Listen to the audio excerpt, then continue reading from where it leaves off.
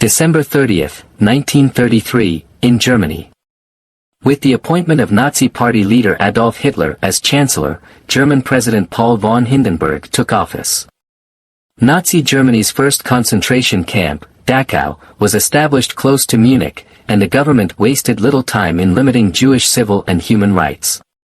Nazi Germany and its European allies would construct almost 44,000 concentration camps and other places of detention, including ghettos, from 1933 to 1945. These places would be utilized by the criminals for the execution of millions of people, the imprisonment of those considered enemies of the state, and forced labor.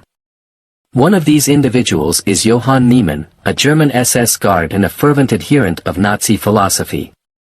The German Empire town of Völlen was the site of Johann Niemann's birth on August 4, 1913.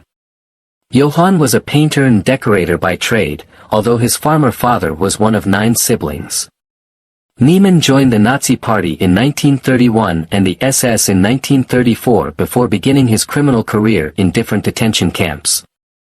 Niemann, a devout adherent of Nazi racist philosophy, was sent to work as a guard in many Nazi death camps in Germany. There he helped carry out the systematic killing of disabled people and the wholesale murder of Polish Jews. One of these camps was Esterwegen, where Johann Niemann arrived in 1934. It was on the German-Dutch border. The majority of Esterwegen's inmates were communists and other political prisoners.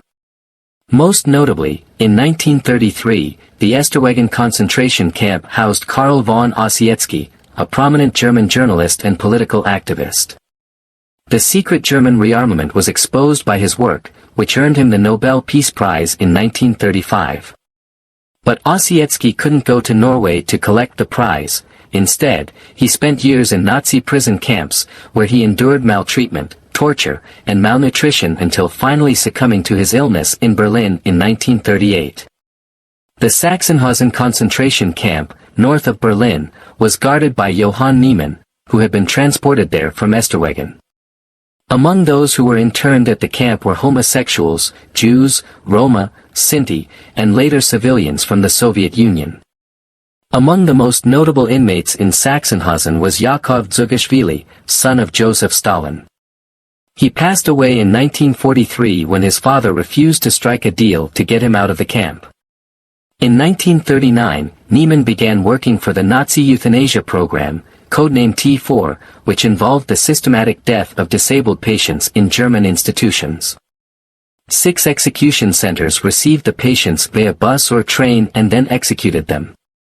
People who the Nazis considered unworthy of life, including those in welfare institutes, some prisoners of concentration camps, the chronically ill, the mentally and physically retarded, homosexuals, and ailing German soldiers, were gassed, shot, or executed by fatal injections in these facilities. One of Niemann's responsibilities was to transfer the bodies of the gas chamber murderers to the crematoria. By almost 2 years, the T4 program had already preceded the Holocaust, the systematic extermination of European Jews. About 250,000 people, including children, lost their lives as a result of the scheme, according to historians. Nazi Germany plotted the systematic extermination of Poland's 2 million Jewish population in the autumn of 1941. Operation Reinhard was the cover name for the scheme that led to the establishment of the Belzec, Sobibor, and Treblinka death camps. First, Niemann was instrumental in establishing the Belzec killing center and served as de facto commander of Camp 2, the extermination section of the facility.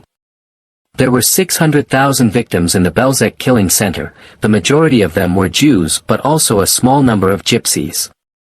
The deportation of Jews to this camp began in March 1942 and continued until the last transport arrived in December of the same year. In June 1943, during the camp's liquidation, the Jewish slave laborers were either shot or sent to the death chambers at Sobibor. In the spring of 1942, Johann Niemann was appointed deputy commander of the camp and played a role in establishing the Sobibor death facility. Between the beginning of the regular gassing operations in May 1942 and the fall of 1943, deportations to Sobibor were carried out by German SS and police officers. The majority of the Jewish prisoners sent to Sobibor were gassed instantly due to the presence of carbon monoxide, which had been introduced into the gas chambers by an engine. The murdering center was responsible for the deaths of around 250,000 people. The site's 50 or so employees were mostly from lower middle-class backgrounds and were German and Austrian. Those who managed to escape the concentration camp recounted how the local civilian women of Sobibor village were frequently used as cooks and housekeepers. The presence of the camp was economically beneficial to these people, and rumor has it that they were also privy to camp operations. The rectangular shape of Sobibor, measuring 1312 by 1969 feet, was built by the Germans. The camp was encircled by a double barbed wire fence that was fashioned with branches from nearby trees. You can't see what's inside thanks to this design. One gate was located for trains and the other for pedestrians and cars, and they were side by side. The front area, which included housing and entertainment facilities for camp staff, was particularly targeted by the Nazis. In order to hide the camp's true purpose from the surrounding ramp, the SS officers resided in cottages with brightly colored names. As soon as the victims arrived by train, they were led into the so-called arrival area. There, an SS man would welcome them, explaining that they had arrived at a transit camp en route to the work camps. Along with that, they were instructed to wash their clothing, eat something, and take a shower before continuing their trek. Both sexes were segregated. Accompanying the mothers were the children. The Nazis demanded that the victims strip naked and surrender all of their possessions. After that, the Jews were forced to flee to the death camps. The cries of the victims, who were being yelled at, assaulted, and shot at warning, would be drowned out by the honking of the geese. At any one moment, the rooms could accommodate 450 to 550 Jews. After the allotted number of victims had been reached, the gas chambers were sealed. After that, toxic gas was injected.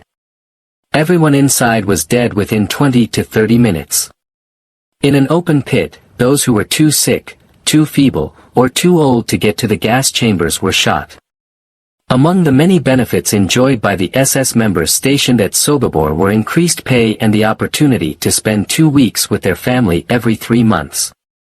Gold, food, hair, and other valuables were among the goods stolen by the SS.